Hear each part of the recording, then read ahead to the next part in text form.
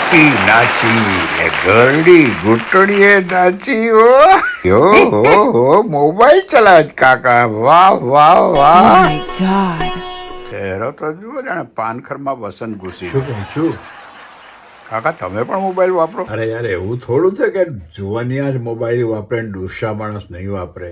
એક વાત કહી દઉં તને, કે જ્યારથી મોબાઈલ આવ્યો છે ને ત્યારથી આપણી જીભ નવરી થઈ ગઈ. તમારી આંગળી ને અંગૂઠો આ બે જ કામ કરે. ગામમાં એક કાકા છોકરો દુબઈ થી આવ્યો એટલે નાનો મોબાઈલ લઈ આવ્યો અને બાપાને કીધું, બાપા આ મોબાઈલ તમે રાખજો, હું ત્યાંથી ફોન કરીશ ને એટલે અંદર રિંગ વાગશે એટલે તમારે લીલું બટન દબાવવાનું, પછી તમારે બંધ કરવાનું જ નહીં, ઓટોમેટિક બંધ થઈ જાય.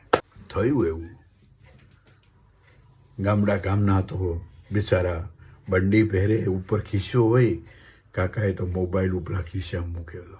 વાડામાં કંઈ કચરો બચરો કાઢવા ગયા છે અને વાંકા વળ્યા ને એમાં ઉપલા ખિસ્સામાંથી મોબાઈલ નીચે પડી ગયો. કાકાને ખબર નહીં કે મોબાઈલ પડી ગયેલો, પણ કૂતરાએ જોયું કે કાકાએ કંઈ નાખ્યું એટલે એ આમ કરતો આવ્યો અને પહેલાં તો સૂંઘી જોયું. આમ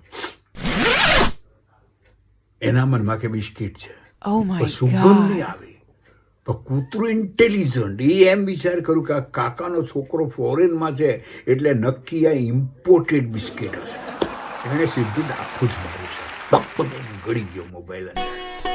મોબાઈલની જાત પેટમાં હોય કે બહાર હોય, ટાવર તો પકડે જ. પેટમાં રીંગ વાગી. Oh my god.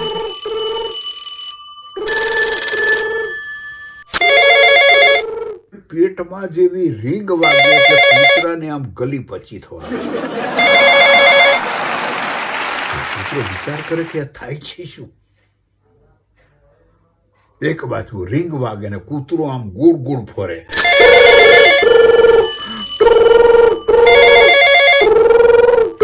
પછી તો સહન ના થયું કૂતરાથી.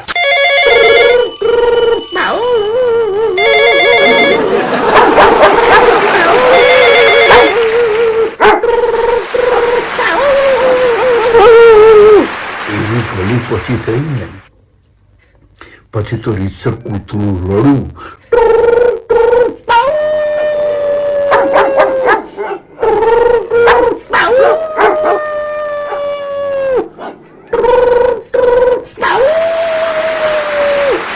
બાજુમાં કૂતરી બેઠી, એને એમ થયું કે આ હવાર સુધી તો સારો હતો, અત્યારે શું થઈ ગયું? તો કૂતરી કૂતરાને શું પૂછે છે એની ભાષામાં,